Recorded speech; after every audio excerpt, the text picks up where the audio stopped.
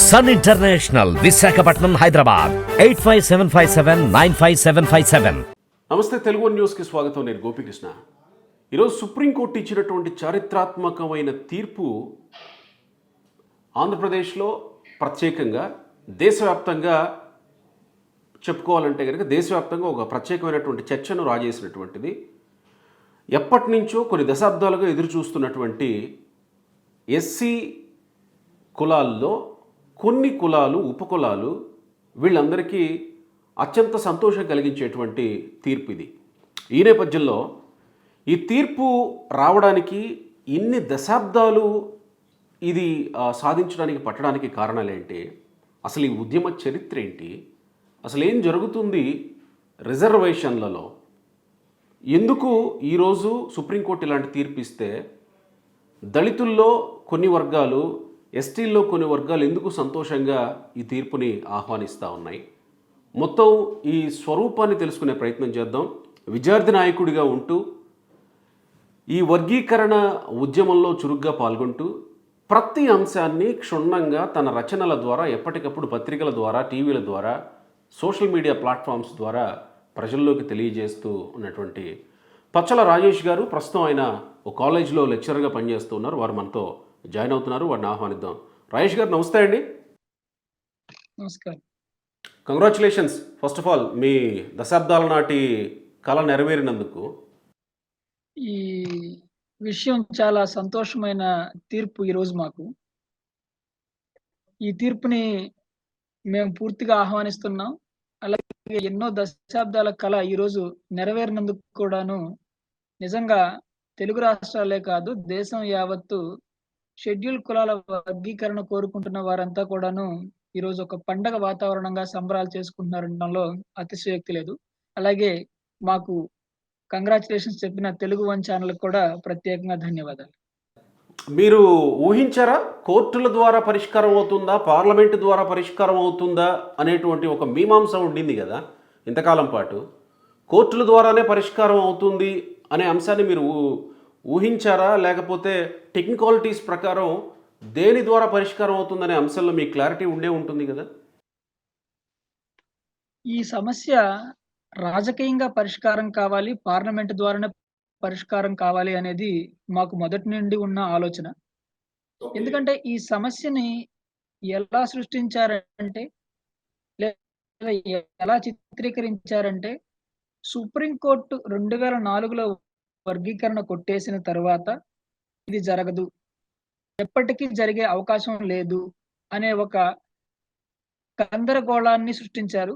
దాంతో ఎక్కువ మందికి ఈ అంశాన్ని పార్లమెంట్ ద్వారానే పరిష్కరించుకుంటే బాగుంటుంది, ఒక చట్టం ద్వారానే నిరంతరం లబ్ధి పొందే విధంగా చేసుకుంటే బాగుంటుంది అనేది ఎక్కువ మందిలో ఉన్న ఆలోచన. కృష్ణమాదిక్ గారు కూడా అదే విధానంలో పార్లమెంట్ ద్వారా చట్టాన్ని సాధించాలనే పట్టుదలతోనే ఇన్నాళ్ళు పోరాటం చేస్తూ ఉన్నారు. అయితే అనూహ్య పరిణామమే ఈ కోర్టు కేసు రావడం. 2011లో ఎప్పుడో పంజాబ్‌లో జరిగిన సంఘటన నుంచి సుప్రీంకోర్టు దాకా వచ్చి 2020లో వర్గీకరణను సమర్థిస్తూ సుప్రీంకోర్టు ధర్మాసనం ఒక తీర్పిచ్చి, మళ్ళా ఈరోజు ఆగస్టు 1, 2024కి రాష్ట్రాలు వర్గీకరణ కావాలి అనుకుంటే చేసుకోవచ్చు అని సుప్రీంకోర్టులో తీర్పు రావడం చాలా సంతోషం. సమస్య ఏ విధంగా ఉన్నప్పటికీ ఒక పరిష్కార మార్గాన్ని, అది చట్టబద్ధంగానైనా లేదా జ్యుడిషియరీ ద్వారానైనా ఏదో ఒక విధంగా పరిష్కారం కావాలి అనుకుంటూ మేము ఈ పోరాటాన్ని కొనసాగించాం కృష్ణమాదిక్ గారి నాయకత్వంలో. ఇది పరిపూర్ణ మొత్తానికి పరిష్కారమేనా? ఇది పరిపూర్ణ పరిష్కారమేనా సుప్రీంకోర్టు ఇచ్చినటువంటి తీర్పు? భారతదేశంలో ఏ చట్టమైనప్పటికీ పార్లమెంట్ ద్వారా జరిగి ఒక శాశ్వతమైన లబ్ధిలాగా ఉన్నప్పుడే దాన్ని పరిపూర్ణ విజయంగా మనం భావించాలి. అయితే జరుగుతున్న పరిణామాల నేపథ్యంలో ఇప్పుడు వచ్చిన ఈ తీర్పుని కూడాను మేము గొప్ప విజయంగానే భావిస్తున్నాం. ఉదాహరణకి చాలా మందిలో ఉన్న ఒక అనుమానం ఏంటంటే, గతంలో ఏ సుప్రీంకోర్టు అయితే ఈ వర్గీకరణ తప్పు అని చెప్పిందో, ఇప్పుడు అదే సుప్రీంకోర్టు వర్గీకరణ చేసుకోవచ్చు అని వ్యాఖ్యానించింది కాబట్టి, అప్పుడు 5 సభ్యుల ధర్మాసనం, ఇప్పుడు 7 సభ్యుల ధర్మాసనం కాబట్టి, ఇంకా న్యాయ పరిశీలనలకు లోతుల్లోకి వెళ్ళాలని 9 సభ్యుల ధర్మాసనంకి వెళ్తుందా? 11 సభ్యుల ధర్మాసనానికి వెళ్తుందా? అప్పుడు దీని పరిస్థితి ఏంటి అని కొంతమందికి అనుమానాలు ఉండొచ్చు గనక. కానీ ఏకంగా చీఫ్ జస్టిస్ నేతృత్వంలోని బెంచే హ్మ్. 7 సభ్యుల ధర్మాసనంలో హ్మ్. 6:1 అంటే 6 ఒక సభ్యుల నిష్పత్తి. అభిప్రాయంతో 6 మద్దతుగా ఇవ్వడం అనేది ఇది ఏమి సాధారణమైన విషయంగా అయితే మేము భావించట్లేదు. కానీ హ్మ్. ప్రభుత్వాలు ఈ అంశం తీవ్రతను గమనించి హ్మ్. రాజకీయ పక్షాలతో చర్చించి ఒక సావధాన పరిష్కారాన్ని హ్మ్, శాశ్వతంగా చట్టం రూపంలో తీసుకురావడం ఇంకా ఉత్తమం అనేది మా భావన. అంటే ప్రస్తుతానికి సుప్రీంకోర్టు తీర్పు ప్రకారం మీరు అన్ని పరిశీలించే ఉంటారు. జడ్జిమెంట్ కాపీ మీరు అందుకున్నారా? జడ్జిమెంట్ కాపీ చూసాం. కానీ చాలా పెద్ద కాపీ అది. 565 పేజీల తీర్పు సారాంశం. సో, ఇక్కడ నా అందులో ప్రశ్న ఉన్న ఏంటంటే అంశాలన్నిటిని ఇక్కడ నా ప్రశ్న ఏంటంటే, రాష్ట్రాలు తమ పరిధిలో చేసుకోవచ్చు రాజకీయాలకు అతీతంగా అని చెప్పినటువంటి సుప్రీంకోర్టు తీర్పు స్పష్టం. మరి ఇప్పుడు ఇది పార్లమెంట్లో చట్టం కాకుండా రాష్ట్రాలు అమలు చేసుకుంటూ ఉంటే మీరన్నట్టు 9 మంది సభ్యుల న్యాయ సమీక్షకు మళ్ళీ వెళ్ళాలనేటువంటి అంశం ఏమన్నా లేవనెత్తితే పరిస్థితి ఏంటి? ఆ అంశం తెర మీదకి వస్తే పరిస్థితి ఏంటి? తప్పకుండా వర్గీకరణని ఎవరైతే వ్యతిరేకిస్తారో వాళ్ళు హ్మ్. మీరు చెప్పిన అంశాన్నే ముందుకు తీసుకొచ్చే అవకాశం ఉంది. హ్మ్. సామాజిక మాధ్యమాల ద్వారా కానివ్వండి, లేకుంటే ఈ తీర్పు టీవీ ఛానెళ్ల ద్వారా ప్రసారమైన అనంతరం దీన్ని వ్యతిరేకించే వాళ్ళు సాధారణంగానే ఇంకా విస్తృత ధర్మాసనంకి వెళ్ళాలి. దానికోసం మేము న్యాయ పోరాటం చేస్తాం అంటూ చేసిన వ్యాఖ్యలను మేము గమనించాము. ఓకే. అయితే ఈ రోజున ఉన్న పరిస్థితిని బట్టి దేశంలో అన్ని రాజకీయ పార్టీలు వర్గీకరణకు అనుకూలంగానే ఉన్నాయనేది నా భావన. హ్మ్.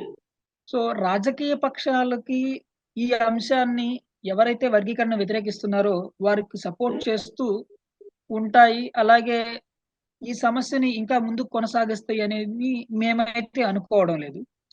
30 హ్మ్. ఏళ్లుగా రాజుకున్న నిప్పు చాలా దారుణమైన పరిస్థితులకి దారి తీస్తుంది. ఇప్పటికే చాలామంది ప్రైవేట్ రంగం వైపు ప్రైవేట్ రంగంలో రిజర్వేషన్‌లు లేవు. ఇప్పుడంతా ప్రైవేటీకరణ అయిపోతుంది కాబట్టి మీరు వర్గీకరణ గురించి పోరాడి ఏం సాధిస్తారని వ్యాఖ్యానించిన సందర్భాలు చూసాం. హ్మ్. కానీ 30 ఏళ్ల పోరాటంలో 30 ఏళ్ల కాలం మమ్మల్ని వృధాగా చేసింది ఎవరు? వర్గీకరణను వ్యతిరేకించేవారు. హ్మ్. మొదటి 4 సంవత్సరాలు వర్గీకరణ జరిగినప్పుడు 2000-2004 దాకా చంద్రబాబు నాయుడు గారు అప్పుడు ఉమ్మడి రాష్ట్రంలో ముఖ్యమంత్రిగా ఉండేవాళ్ళు. ఒక మంచి ఫలితాల్ని వర్గీకరణ ద్వారా మాదిగల ఉపకులాలు ప్రత్యేకించి ఈ దళిత సమూహాల్లో ఎవరైతే వెనకబడి ఉన్నారో హ్మ్. వారు లబ్ధి పొందడానికి మంచి అవకాశం లభించింది. హ్మ్. సో, ఎట్టి పరిస్థితుల్లోనూ ఎవరైనా వారికున్న హక్కుల మేర న్యాయస్థానాల్ని ఆశ్రయించవచ్చు. హ్మ్. సుప్రీం కోర్ట్ చీఫ్ జస్టిస్ నేతృత్వంలోని ధర్మాసనమే ఇది న్యాయమని చెప్పాక, చీఫ్ జస్టిసే ఆయనే ఇది న్యాయమని ఒప్పుకున్నాక, హ్మ్. ఇంకా దీని మీద న్యాయ చర్చకి, న్యాయ సమీక్షకి వెళ్తారు అని నాకున్న అవగాహనలో అనుకోవడం లేదు.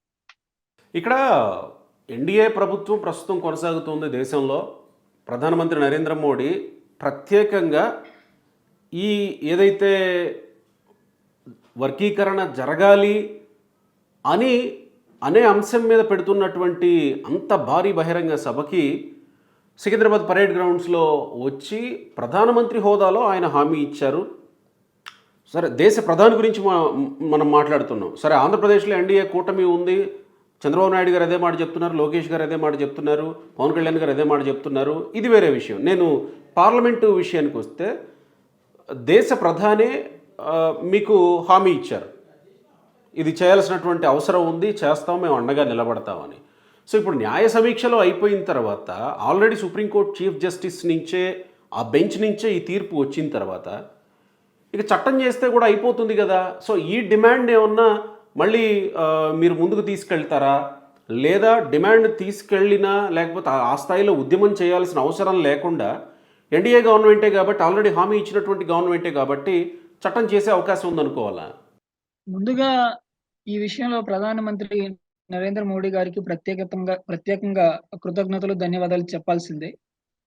2023 నవంబర్‌లో జరిగిన సభ సికింద్రాబాద్ పరేడ్ గ్రౌండ్స్‌లో ఉమ్, సాక్షాత్తు దేశ ప్రధానమంత్రి ఎస్సీల వర్గీకరణ అంశం తీవ్రతను గుర్తించి సభా వేదిక మీదకి రావడం, అక్కడే ఒక కమిటీ వేస్తామని చెప్పడం, ఉమ్, కేంద్ర ప్రభుత్వం సుప్రీంకోర్టులో వర్గీకరణకి అనుకూలంగా మా అప్పీల్ ఇవ్వబోతున్నామని చెప్పడం కూడాను మా విజయానికి తొలి మెట్టుగా మేము భావిస్తున్నాం. ఇన్నేళ్ల ప్రయాణంలో ఏ ప్రధానమంత్రి చూపని చొరవ. ఇంకొక విషయం ఇక్కడ గుర్తు చేయాలి. గతంలో ఉమ్, వాజ్పేయి గారు కూడా వర్గీకరణ పట్ల చాలా సానుకూలంగా ప్రవర్తించిన ఒక ప్రధాని.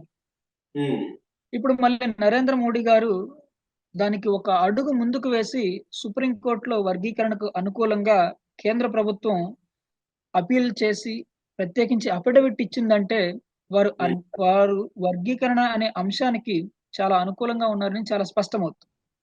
ఉమ్, కర్ణాటకలో గతంలో బీజేపీ ప్రభుత్వం ఉన్నప్పుడు కూడా ఆ ప్రభుత్వం వర్గీకరణను చేస్తూ ఒక గెజిట్ విడుదల చేసింది ఓకే. ఎన్నికలకు ముందు. ఉమ్, సో బీజేపీ అధిష్టానానికి తెలియకుండా కర్ణాటకలో ఉన్న బీజేపీ ప్రభుత్వం అటువంటి ఒక ప్రయత్నం చేసిందని మేము అనుకోవడం లేదు. ఓకే. సాక్షాత్తు ప్రధానమంత్రే వర్గీకరణని సమర్థిస్తున్నారు కాబట్టి, ఉమ్. ఇప్పుడు సుప్రీంకోర్టులో మాకు లభించిన విజయం వెనక కేంద్ర ప్రభుత్వం అఫిడవిట్ రూపంలో అనుకూలంగా వర్గీకరణకి చెప్పడం కూడా ఒక అంశమని మేము అనుకుంటున్నాం. ప్రత్యేకంగా లాయర్నే పెట్టారు అని మందకృష్ణ మాదిగ్ గారు ఎంఆర్పిఎస్ వ్యవస్థాపక అధ్యక్షులు చెప్తా ఉన్నారు. లాయర్ని పెట్టారా? ఎవరండి లాయర్‌ని పెట్టింది? కేంద్ర ప్రభుత్వమా? లేకపోతే BJP itself or Narendra Modi? అంటే ప్రత్యేకంగా లాయర్‌ని పెట్టడం అనేది కాదు. ప్రతి ప్రభుత్వం అఫిడవిట్ ఇవ్వడం. ఆ! యెస్. ప్రత్యేకంగా ఇచ్చారు. ప్రతి ప్రభుత్వానికి సంబంధించిన లాయర్‌లుంటారు. సుప్రీం కోర్ట్‌లో కానివ్వండి, హైకోర్ట్‌లో కానివ్వండి. సో, అవును. అలాగే సుప్రీం కోర్ట్‌లో ప్రభుత్వం తరపున లాయర్‌గా ఉన్నవాళ్ళు వర్గీకరణకు అనుకూలంగా తమ అఫిడవిట్‌ని సుప్రీం కోర్ట్‌కి అందజేయడం జరిగింది. ఈ ఉమ్, విషయంలో ప్రధానమంత్రి నరేంద్ర మోడీ గారికి ప్రత్యేక కృతజ్ఞతలు తెలియజేస్తూ, చట్టం ఉమ్, చేయవలసిన అవసరం కూడా ఉందని మేము భావిస్తున్నాము. ఈ రోజే తీర్పొచ్చింది కాబట్టి రానున్న రోజుల్లో జరిగే చర్చల్లో ఖచ్చితంగా కృష్ణమాదిగ గారి బృందం ప్రధానమంత్రి గారిని కలిసి ఉమ్. చట్టం కూడా చేయమని మేము ప్రత్యేకంగా విజ్ఞప్తి చేస్తాము. అది జరుగుతుందని కూడా మేము విశ్వసిస్తున్నాం. రైట్. ఇప్పుడు రాష్ట్రాలు చెయ్యమని సుప్రీంకోర్టు తీర్పులో స్పష్టంగా చెప్పినప్పుడు, రాష్ట్రాలు అమలు చేస్తే ఇంకొకటి క్రీమీ లేయర్ విధానం మీద కూడా కొంత చర్చ ఉంది. సో ఇక్కడ కొన్ని చర్చ ఉంది, కొన్ని అనుమానాలు ఉన్నాయి. రాష్ట్రాలు అమలు చేస్తే ఎట్లా జరగాలి అని మీరు అనుకుంటున్నారు? సో, ఒక్కొక్క రాష్ట్రంలో ఒక్కొక్క విధంగా ఎస్సీల పరిస్థితి ఉంది.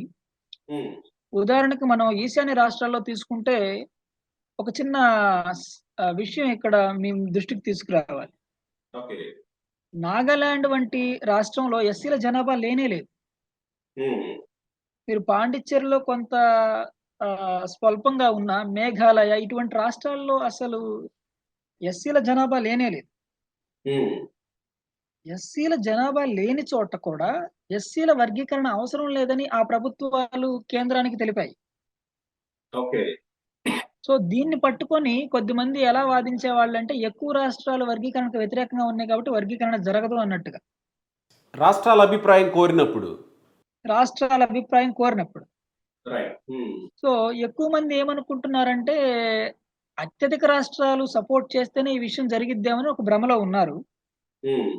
కానీ ఏ రాష్ట్రానికి ఆ రాష్ట్ర పరిస్థితులు ప్రత్యేకం. ఉదాహరణకి దక్షిణాది రాష్ట్రాల్లో ఈ వర్గీకరణ ఉద్యమం విపరీతంగా పుంజుకోవడానికి కారణం ఇక్కడున్న అసమానతల్ని ప్రత్యేకంగా ప్రొజెక్ట్ చేయగలిగిన నాయకత్వం మందకృష్ణ మాదిగ గారి సారథ్యంలో మాదిగలకు దొరికింది. సో, రాష్ట్రాలు తప్పకుండా చేయవలసిన అవసరాన్ని ఏ రాష్ట్రంలో ఉన్న అవసరాల మేర ఆ రాష్ట్రాల్లో చేసుకునే అవకాశాన్ని కేంద్రం గాని, సుప్రీంకోర్టు గాని కల్పించాలి అనేది మా వాదన ముందు నుంచి. ఓకే. ఓకే. ఆ వాదనలకు అనుకూలంగా మేం చేస్తున్న వాదనలను సమర్థనీయంగా ఈ రోజొచ్చిన తీర్పు మాకు చాలా సంతోషాన్నిచ్చింది. త్వరలోనే రాష్ట్రంలో వర్గీకరణ జరుగుతుంది. తెలుగు రాష్ట్రాల్లో ప్రత్యేకించి తెలంగాణ మరియు ఆంధ్రప్రదేశ్, అలాగే సౌత్ కర్ణాటకలో కూడా ప్రత్యేకించి తమిళనాడులో ఆల్రెడీ వర్గీకరణ అమల్లో ఉంది.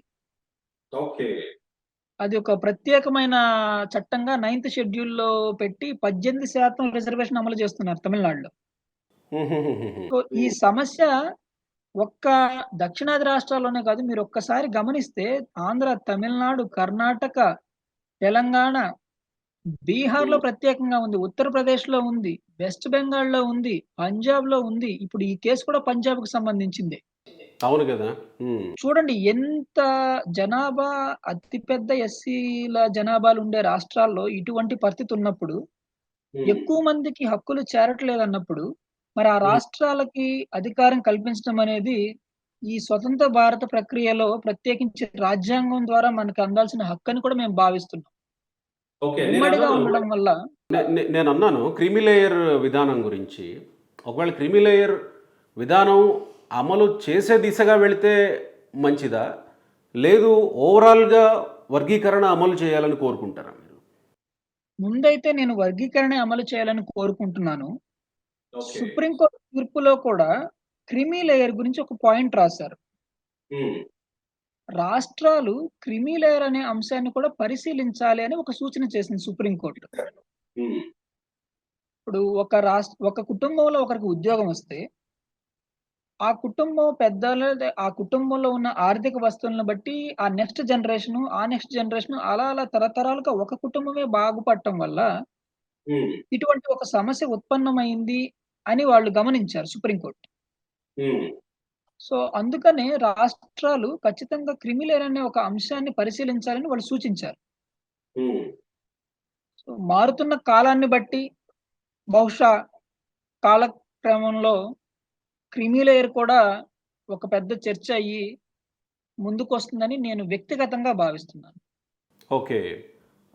యాక్చువల్‌గా రిజర్వేషన్‌ల విధానానికి ఒక కొత్త మలుపు అని మందకృష్ణ మాదిగ గారు ఈరోజు సుప్రీంకోర్టు దగ్గర వ్యాఖ్యానించారు. రిజర్వేషన్లు అమలవుతున్నాయి. ఒక కీలక ముందడుగు అని వ్యాఖ్యానించినప్పుడు ఈ క్రిమి లేయర్ అంశం కూడా తెర మీదకొచ్చింది. సుప్రీంకోర్టు ప్రస్తావించడం, ఇటు ఈయన ప్రస్తావించినప్పుడు ఇది తెర మీదకొచ్చింది. అందుకు నేను పర్టిక్యులర్‌గా ఆ అంశం గురించి మిమ్మల్ని అడగాలనుకున్నాను. యాక్చువల్‌గా కేసు మెరిట్స్‌లో ఒకసారి మనం మాట్లాడుకుంటే, అసలు పంజాబ్ కేసేంటి? ఆంధ్రప్రదేశ్ కేసేంటి? ఆంధ్రప్రదేశ్‌లో 2004 తర్వాత ఏం జరిగింది? ఒకసారి మనం చరిత్రలోకెళ్దాం. 2004 తర్వాత ఏం జరిగింది? పంజాబ్ కేసులో ఆంధ్రప్రదేశ్ ప్రస్తుతం ఉన్నటువంటి ఎంఆర్‌పీఎస్ అధ్యక్షులు ఇంప్లీడ్ అవ్వడానికి కారణం ఏంటి? ఇంతకాలం పాటు ఎందుకు కొనసాగింది? ఇది దాదాపు 3 దశాబ్దాలకు పైగా. ఈ అంశాన్ని చర్చకు పెట్టాలంటే కొంచెం సమయం ఇవ్వాలి దీనికి సమాధానం చెప్పడానికి. అవునా?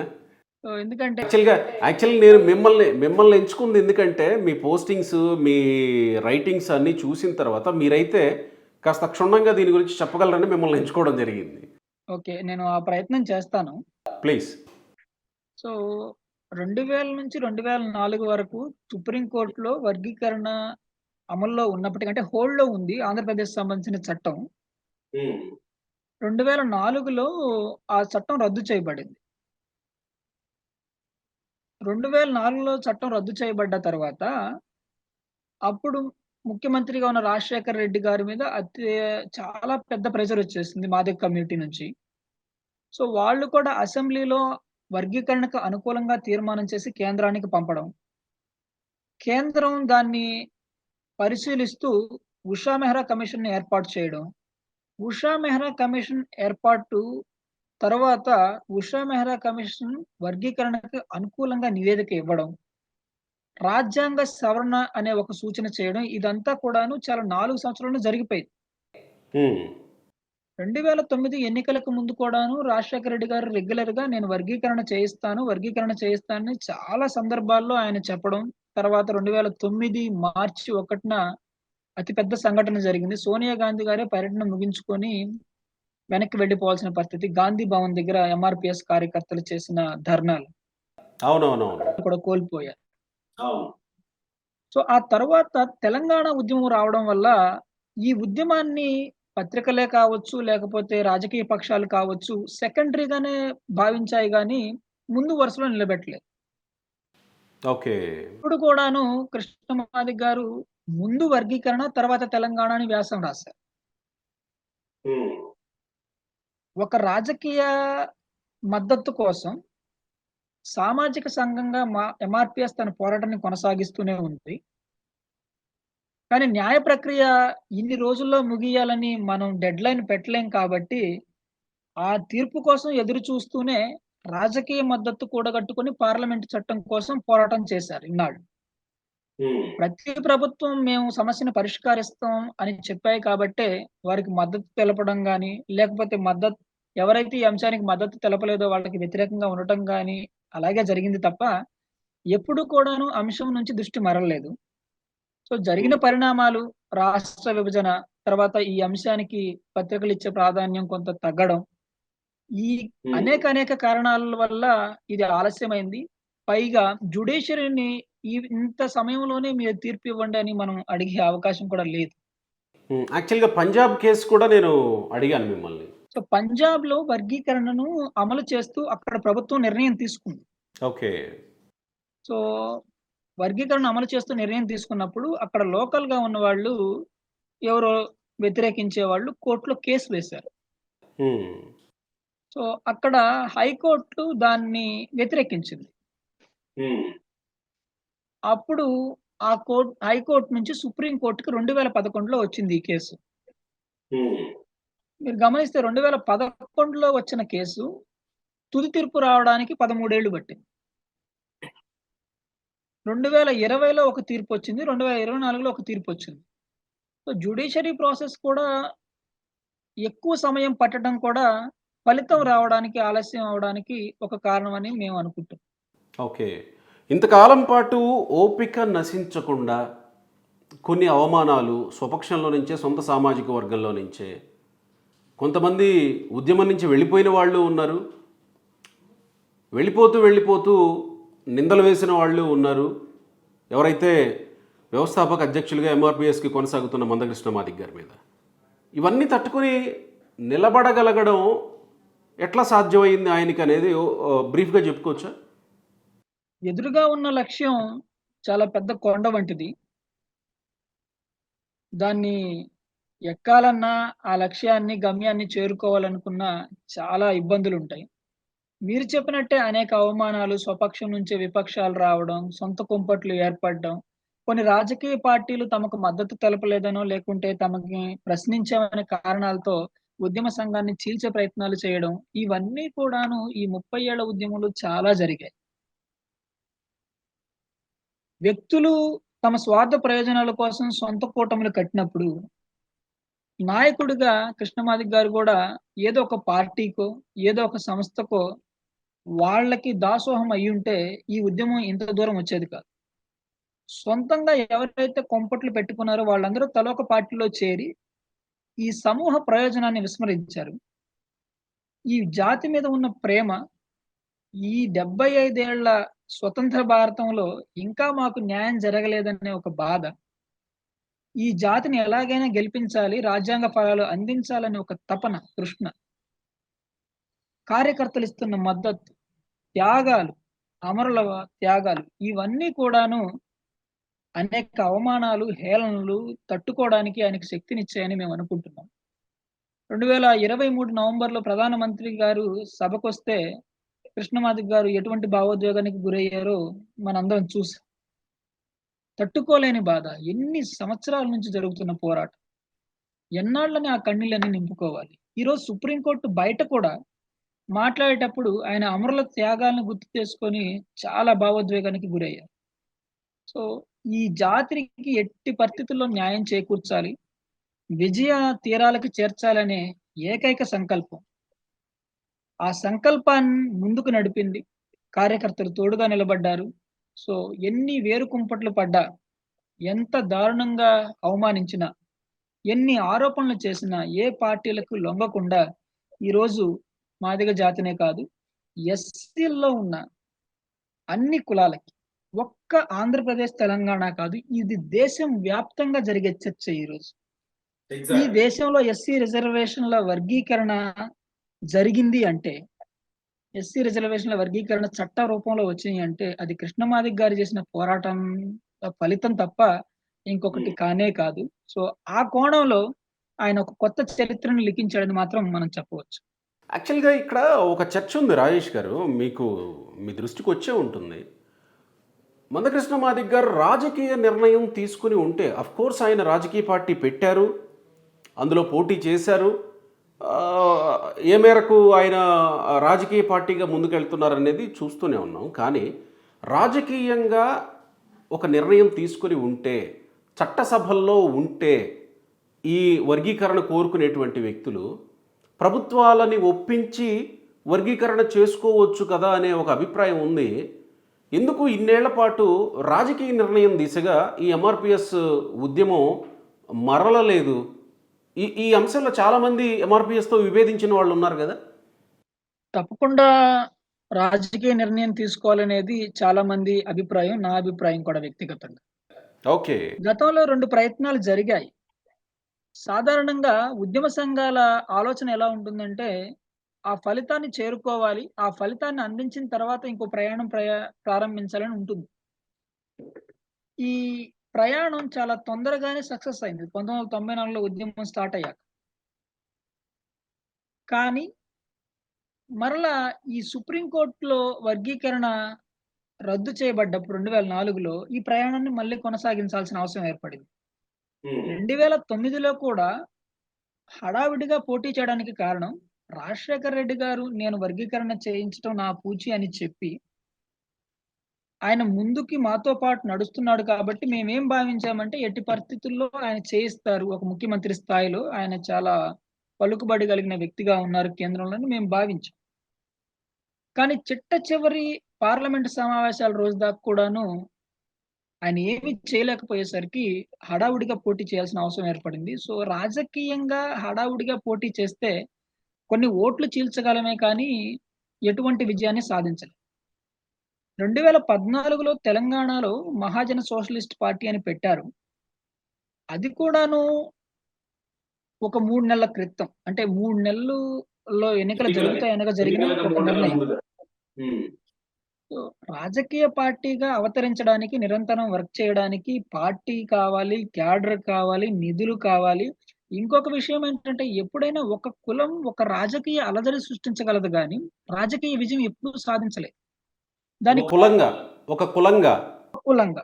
యెస్. ఒక కులానికి ఇంకో కులం కలవాలి. ఇక్కడ ఎందుకంటే కులాల మద్దతుతోనే ఇక్కడ ఓట్ల కాంబినేషన్ నడుస్తుంది. సో, రాజకీయ పార్టీగా అవతరించాలనేది అనేకుల కోరిక. కానీ పార్టీ నడపడానికి, పార్టీని క్యాడర్‌ని నిర్మించడానికి ఇటువంటి విషయాల్లో ఎంఆర్‌పీఎస్‌కి ఏమి లోటు లేకపోయినప్పటికీ, వర్గీకరణ అనే ఒక లక్ష్యమే ఎక్కువ ఆకర్షించింది కానీ, రాజకీయ అధికారం లేదా రాజకీయ ప్రయాణం అనేది వర్గీకరణ ముందు కొంచెం సెకండరీ థింగ్ గానే కనిపించింది. ఎందుకంటే రాజకీయంగా చేసే పోరాటం ఎప్పటికి సక్సెస్ అయ్యాను. ఒక ప్రయాణం మొదలుపెడితే అవ్వచ్చు కొద్ది రోజులకి. కానీ ఆలస్యం అవుతున్న కొద్దీ మాకు రావాల్సిన ఫలితం చేజారిపోతుందేమో అనే ఒక భయం. త్వరగా దీన్ని సాధించుకుంటే చాలా సగర్వంగా ఆ విజయం ఇచ్చిన ఒక అనుభవం కావచ్చు, ఆ విజయం ఇచ్చిన నైతిక మద్దతు కావచ్చు, స్థైర్యం కావచ్చు, ఇప్పుడు ఖచ్చితంగా రాజకీయ పార్టీగా అడుగులు వేసే అవకాశం స్పష్టంగా కనిపిస్తుంది. ఇక్కడ ఒక సున్నితమైన విషయం గురించి మాట్లాడుకుందాం రాజేష్ గారు. మీకు టైం ఉంది కదా, పర్లేదు కదా? చెప్పండి, పర్వాలేదు. ఓకే. సున్నితమైన విషయం ఏంటంటే, ముఖ్యమంత్రిగా జగన్మోహన్ రెడ్డి 2019లో గెలిచిన తర్వాత మనం కొంచెం చరిత్రలోకి వెళితే 99లోన 2000లోన చంద్రబాబు నాయుడు గారు ఆర్డినెన్స్ తీసుకొచ్చి రిజర్వేషన్లు వర్గీకరణ వర్తింపజేసింది 2000 సంవత్సరంలో. సో అప్పుడు చంద్రబాబు నాయుడు గారు చేసినటువంటి విధానం తప్పు. రాజకీయ ప్రయోజనాల కోసమే చంద్రబాబు నాయుడు గారు ఇలా చేశారు. 2 కులాల మధ్య వైషమ్యాలు రాజేశారు. రాజకీయ ప్రయోజనాల కోసం ఇలా చేయడం కరెక్ట్ కాదు అనేది జగన్మోహన్ రెడ్డి ముఖ్యమంత్రిగా ప్రస్తావించినటువంటిది అసెంబ్లీలో. అంటే నా ప్రశ్న ఏంటంటే, ఇక్కడ ఈ 2 సామాజిక వర్గాలు ఏవైతే ఉన్నాయో, వ్యతిరేకించే వర్గం వర్గీకరణ కావాలని కోరుకునేటువంటి వర్గం, ఇక్కడ ఈ వైషమ్యాలు పెరుగుతాయి, వైషమ్యాలు పెంచినట్టు అవుతుంది, కొంతమంది రాజకీయ ప్రయోజనాల కోసం ఇలా చేస్తున్నారు అనడానికి ఏమన్నా ఆస్కారం ఉందా దీంట్లో? అటువంటి అభిప్రాయం ఎవరికైనా ఉంటే అది పూర్తిగా అవగాహన రాహిత్యం. ఇప్పుడు మీరు గతంలో ఏం జరిగిందన్నారు కాబట్టి, ఒక చిన్న చారిత్రక విషయాన్ని చెప్తానిక్కడ. హ్మ్. మనం వర్గీకరణ అనే పోరాటాన్ని 1994లో ఆంధ్రప్రదేశ్‌లో ప్రారంభించబడిందని అనుకుంటున్నాం. హ్మ్. యెస్. ఈ సమస్యని ఇక్కడ గుర్తించి దాని నాయకత్వంతో నడిపింది కృష్ణమాదిగ గారు. కాబట్టి మనకు 94 నుంచి జరిగిన చరిత్ర మాత్రమే ఇక్కడ తెలుసు. హ్మ్. కానీ ఈ సమస్య కమిషనర్ ఆఫ్ షెడ్యూల్డ్ కాస్ట్‌ల అంటే భారతదేశ ప్రభుత్వానికి కమిషనర్ ఆఫ్ షెడ్యూల్డ్ కాస్ట్ అని ఉండేవాళ్ళు గతంలో. సో, 1957లో వాళ్ళు ఒక నివేదిక ఇచ్చారు. ఓకే. ఆ నివేదికలోనే ఈ ఎస్సీల మధ్య తారతమ్యాలు ఉన్నాయని కనుగొనబడింది. ఓకే. ఓకే. ఆ నివేదిక ఎప్పుడు బయటపడిందంటే 1965లో లోకూర్ కమిషన్ అనే దాన్ని కేంద్ర ప్రభుత్వం ఎవరిని ఎస్సీల జాబితాలో, ఎస్టీల జాబితాలో ఉంచాలి, ఎవరిని తీసేయాలని రికమెండేషన్స్ కోసం ఒక కమిటీ వేసింది. హ్మ్. ఆ కమిటీ ఇచ్చిన రిపోర్ట్‌లో ఈ 1957లో ఆ కమిషనర్ ఆఫ్ షెడ్యూల్డ్ కాస్ట్ ప్రస్తావించిన అంశం తారతమ్యాలు ఎస్సీల మధ్య పెరిగిపోతున్నాయనేది అప్పుడున్న అంశాన్ని 65లో చెప్పారు. ఓకే. 1975లో పంజాబ్‌లో వర్గీకరణ చేశారు. హ్మ్. రిజర్వేషన్‌లను బ్లాక్ ఏ, బ్లాక్ బి అని విభజించి బ్లాక్ ఏలో కొద్ది మందిని, బ్లాక్ బిలో కొద్ది మందిని రిజర్వేషన్‌ల వర్గీకరణ చేశారు. హ్మ్. తర్వాత 1987లో కూడా కమిషనర్ ఆఫ్ షెడ్యూల్డ్ కాస్ట్‌లో ఆ నివేదిక ఆ నివేదికలో ఏ అంశాన్ని ప్రస్తావించారంటే, ఎస్సీల మధ్య జరుగుతున్న ఈ విద్యా ఉద్యోగాల పోరాటం ఒకే కులానికి సంబంధించిన వాళ్ళు చెప్తున్నానికి. అంటే షెడ్యూల్డ్ కాస్ట్ ఈ జాబితాకు సంబంధించిన వాళ్ళు. కానీ వీళ్ళ మధ్య పోరాటం ఎలా ఉందంటే, అసమానుల మధ్య పరుగు పందెంలాగా ఉందని రాశారు అందులో. ఓకే. సో, 57, 65, 75, 87 ఇన్ని సంఘటనలు మనం వర్గీకరణకు సంబంధించిన ఆవశ్యకతను తెలియజేస్తున్నప్పుడు 94లో వచ్చిన ఉద్యమం ఆంధ్రప్రదేశ్‌లో 2000లో అమలైంది. 2004 దాకా అది అమల్లో ఉంది.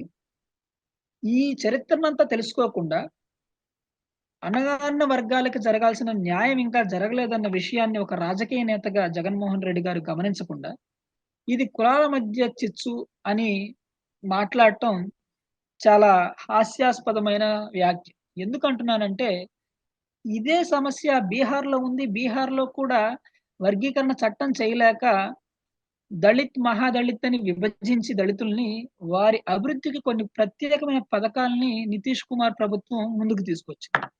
ఇప్పుడు హ్మ్. ఆయన కూడా దళితుల మధ్య చిచ్చు పెడుతున్నామని చెప్పగలరా? తమిళనాడులో అరుంధతీయులకు ప్రత్యేకంగా 3% రిజర్వేషన్ ఇస్తున్నారు. మిగతా వాళ్ళందరూ